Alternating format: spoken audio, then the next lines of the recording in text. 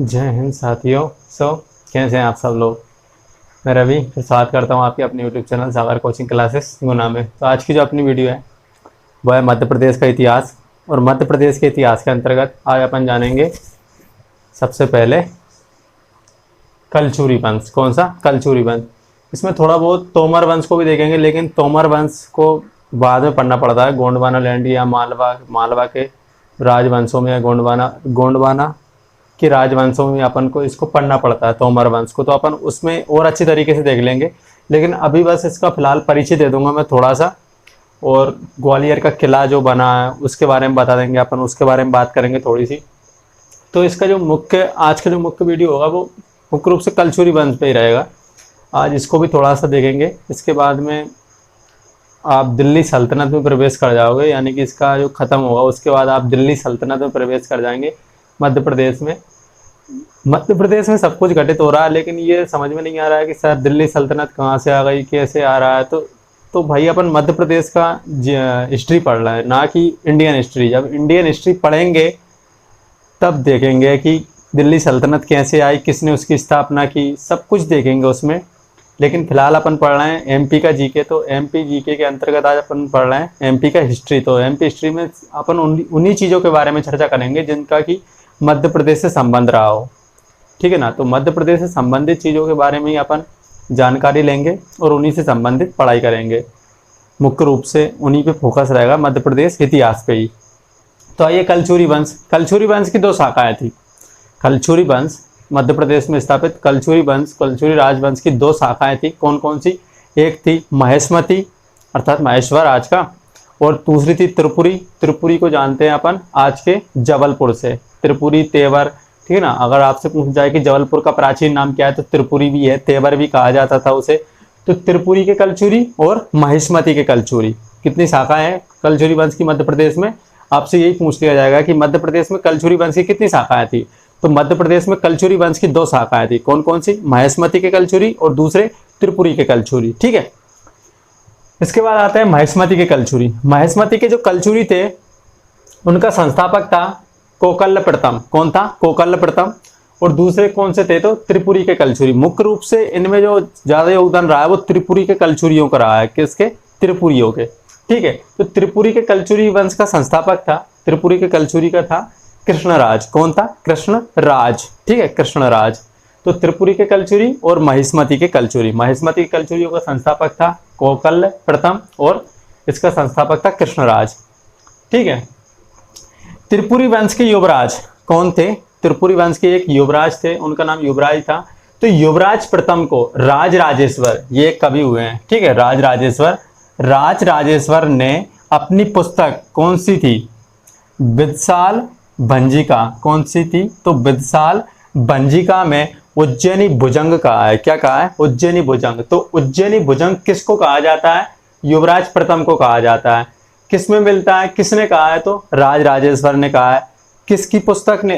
राज राजेश्वर की पुस्तक का नाम क्या है? तो विदसाल भंजिका। तो आपसे क्वेश्चन इस तरीके से भी आ सकता है कि विदसाल भंजिका के लेखक कौन है? तो राज राजेश्वर है। कौन है? राज राजेश्वर। विदसाल भंजिका किस वंश से संबंधित है? तो कलचुरी वंश से संबंधित है। कौन से है? तो कलचुरी वंश। और कलचुरियों में भी कौन सी शाखा से? तो त्रिपुरी शाखा अर्थात जबलपुर की शाखा से संबंधित है। ठीक है, जिसमें इसने युवराज प्रथम को उज्जैनी भुजंग कहा है। क्या कहा है? तो उज्जैनी भुजंग कहा है। ठीक है, राज राजेश्वर ने। युवराज प्रथम के दरबार में रहकर ही, यानी कि राज राजेश्वर ने युवराज प्रथम के दरबार में रहकर ही काव्य मीमांसा, इनका जो प्रसिद्ध ग्रंथ है क्या है, जिसका नाम क्या है? काव्य मीमांसा ग्रंथ की रचना की थी। ठीक है। तो काव्य मीमांसा ग्रंथ की रचना किसने की है? तो राज राजेश्वर ने की है। किस वंश में की थी? तो कलचुरी वंश में की थी। उस समय उसका राजा कौन था? तो युवराज प्रथम था। कौन था? युवराज प्रथम था, जिसको इन्होंने क्या कहा है? तो उज्जैनी भुजंग कहा है। उज्जैनी भुजंग किस किताब में कहा है? तो विदसाल भंजिका में कहा है। जबकि काव्य मीमांसा ग्रंथ की रचना किसने की थी? तो राज राजेश्वर ने की थी। किस वंश के समय की थी? तो कलचुरी वंश के समय की थी। किस वंश के समय की थी? तो कलचुरी वंश के समय की थी। ठीक है ना। आप क्वेश्चन को घुमाइए, बनाइए, उससे आपके कॉन्सेप्ट क्लियर हो जाएंगे और याद भी रह जाएगा अच्छे से। कलचुरी वंश के राजा कर्ण कौन हुए? कलचुरी वंश में एक राजा हुए जिनका नाम क्या था? तो कर्ण था। ठीक है ना, वो वाले कर्ण नहीं, ये दूसरे कर्ण हैं, महाभारत वाले कर्ण नहीं। तो राजा कर्ण को हिंद का नेपोलियन कहा जाता है। क्या कहा जाता है? राजा कर्ण को, कलचुरी वंश के राजा कर्ण को हिंद का नेपोलियन कहा जाता है। क्या कहा जाता है? हिंद का नेपोलियन। तो हिंद का नेपोलियन किसे कहा जाता है? राजा कर्ण को कहा जाता है। किस वंश से संबंधित है? तो कलचुरी वंश से संबंधित है। ठीक है। इसके अलावा भारत का नेपोलियन सब पता ही आपको, समुद्रगुप्त को कहा जाता है। किसको कहा जाता है? समुद्रगुप्त को कहा जाता है। जबकि मध्य प्रदेश का नेपोलियन किसे कहा जाता है? तो यशवंत राव होलकर को कहा जाता है। मध्य प्रदेश का नेपोलियन किसे कहा जाता है? तो यशवंत राव होलकर को कहा जाता है। ईरान का नेपोलियन किसे कहा जाता है? तो नादिर शाह अब्दाली को कहा जाता है। ठीक है ना, नादिर शाह अब्दाली। नेपोलियन कौन था? तो नेपोलियन बोनापार्ट, जो कि फ्रांस का था। क्या था? फ्रांस का रहा था। ठीक है। कलचुरी वंश में विदेश विभाग, कलचुरी वंश में जो विदेश विभाग था, अब आज के विदेश विभाग नहीं होते थे, जैसे कि अपने आज के विदेश मंत्री कौन है? जयशंकर प्रकाश है, जयशंकर प्रसाद है। तो उसी तरह से पहले भी विदेश विभाग हुआ करता था, जो दूसरे राज्यों से संपर्क रखता था। तो उस विदेश विभाग का नाम था संधि विग्रहाधिकरण। संधि विग्रहाधिकरण क्या था? कलचुरी वंश में विदेश विभाग का नाम क्या था? तो संधि विग्रहाधिकरण क्या था? कलचुरी वंश में विदेश विभाग का नाम था। ये क्या था? विदेश विभाग का नाम था, जो कि विदेशी मामले देखा करता था, यानी कि दूसरे राजाओं के साथ संबंध। कलचुरी संबत को एक संबंध भी चला है कलचुरी वंश में। तो कलचुरी संबत आभीर रानी ईश्वर सेन द्वारा, कौन थी? आभीर रानी ईश्वर सेन द्वारा 248 से 250 ईसा पूर्व, 250 ईस्वी में, ईसा पूर्व बोल रहा हूँ, ईस्वी है वो। ठीक है, ईस्वी में प्रचलित किया गया था। कब किया गया था? तो 248 से 250 ईस्वी में ये प्रचलित किया गया था। किसके द्वारा? आभीर रानी ईश्वर सेन द्वारा किया गया था, कलचुरी संबत। ठीक है। तो आइए एक बार और देखते हैं कलचुरी वंश। कलचुरी वंश की दो शाखाएं हैं, कौन कौन सी? महेशमती के कलचुरी और त्रिपुरी के कलचुरी। त्रिपुरी के कलचुरी कौन संस्थापक कौन थे? तो कृष्णराज थे। इसके तो थे कोकल प्रथम थे। त्रिपुरी वंश के युवराज प्रथम को राज राजेश्वर ने अपनी पुस्तिका विदसाल भंजिका में उज्जैनी भुजंग कहा है। युवराज प्रथम के दरबार में रहकर ही राज राजेश्वर ने काव्य मीमांसा ग्रंथ की रचना की थी। ठीक है। कलचुरी वंश के राजा कर्ण को हिंद का नेपोलियन कहा जाता है। उसी तरीके से भारत का नेपोलियन समुद्रगुप्त को, जबकि मध्य प्रदेश का नेपोलियन यशवंत राव होलकर को कहा जाता है। ठीक है। कलचुरी वंश में विदेश विभाग को संधि विग्रहाधिकरण कहा जाता था। क्या कहा जाता था? संधि विग्रहाधिकरण कहा जाता था। कलचुरी संबत आभीर रानी ईश्वर सेन द्वारा 248 से 250 ईस्वी में प्रचलित किया गया था। ठीक है, ये था कलचुरी राजवंश। बस इतना ही पढ़ना है, इससे ज़्यादा कुछ है नहीं। आपकी किताबों में भी नहीं है, और आप सोच रहे हो ना किताबों में ज़्यादा दिया हुआ, नहीं, सब किताबों में भी इतना ही है। इसके बाद आते हैं तोमर वंश। तोमर वंश को थोड़ा सा ही जानेंगे, आज ज़्यादा नहीं पढ़ना है अपन। ठीक है ना, उसके बाद में अपन जस्ट अगले वीडियोस में मतलब आगे इस वंश का एक बार ये क्या था, डामाडोल हो गया था। एक बार इसका मतलब पहले इसकी स्थापना हो गई, लेकिन ये दूसरे राजा गुप्त मुगल काल में या दिल्ली सल्तनत काल में ये अधीन रहा था, इसलिए इसका ज़्यादा पहले वर्चस्व नहीं रहा। लेकिन बाद में मान सिंह तोमर जब आया ना, उसने थोड़ा सा इसका वर्चस्व बढ़ाया था। तो इसको 2 बार पढ़ेंगे अपन। पहले इसको आज इतना सा देख लेते हैं, उसके बाद में जस्ट जब इसका अगली वीडियो आएगा गोंडवाना क्रम के गोंडवाना राजाओं के, तो उसमें देखेंगे अपन इसको। तो तोमर राजवंश कौन था? तोमर वंश। इसके संस्थापक थे वीर सिंह देव। इससे सबसे पहला क्वेश्चन तो यही बन गया कि तोमर वंश का संस्थापक कौन था? तोमर वंश का संस्थापक वीर सिंह देव था। कौन था? तो वीर सिंह देव था। तोमर वंश का संस्थापक कौन था? तो वीर सिंह देव था। ठीक है। तोमर वंश का जो सबसे शक्तिशाली राजा था वो मान सिंह तोमर ही था। कौन था? तोमर वंश का सबसे शक्तिशाली राजा था वो कौन था? तो मान सिंह तोमर था। और इनका राज करने जो यानी कि इनका राज्य था, यानी कि जहाँ पर राज करते थे वो ग्वालियर के आसपास का क्षेत्र था। कहाँ था? ग्वालियर। ठीक है। तो तोमर राजवंश के राजा मान सिंह तोमर और उनकी गुजरी रानी, इनकी एक रानी थी जिनका नाम था मृगनयनी। मृगनयनी मतलब मृग के समान नयन, जिसके किसके समान हो? जिसके नयन यानी कि नेत्र, मृग यानी कि हिरण के समान जिसके नेत्र हो, उससे क्या कहते हैं? मृगनयनी। ठीक है। तो इनकी गुजरी रानी मृगनयनी का चित्रण वृंदावन लाल वर्मा, किसने किया है इनका चित्रण? तो वृंदावन लाल वर्मा ने अपनी उपन्यास मृगनयनी में किया है। किसमें किया है? तो मृगनयनी। तो आपसे पूछा जाए कि मृगनयनी किसका उपन्यास है, तो वृंदावन लाल वर्मा का है। किसका है? वृंदावन लाल वर्मा का है। इसमें किसका चित्रण मिलता है? तो तोमर राजवंश के राजा तोमर, मान सिंह तोमर और उनकी गुजरी रानी मृगनयनी का चित्रण मिलता है। ठीक है, ये एक उपन्यास है। कौन है? तो मृगनयनी। किसके द्वारा रचित है? तो वृंदावन लाल वर्मा के द्वारा। गुजरी महल, राजा मान सिंह तोमर ने ही ग्वालियर में गुजरी महल और मान सिंह महल का निर्माण करवाया था। किसका निर्माण करवाया था? तो गुजरी महल और राजा मान सिंह महल का निर्माण भी करवाया था। साथ में ही इन्होंने मान मंदिर का भी निर्माण करवाया था। ये सब मंदिर कहाँ बनवाया? तो ग्वालियर के किले में स्थित है। आज आप यदि ग्वालियर जाओ तो उनके जो ग्वालियर का किला है उसमें जाके आप देख भी सकते हो। ठीक है, तो मान सिंह गुजरी महल और मान सिंह महल ये और मान मंदिर का निर्माण राजा मान सिंह द्वारा ग्वालियर में करवाया गया था, यानी कि ग्वालियर किले में करवाया गया था।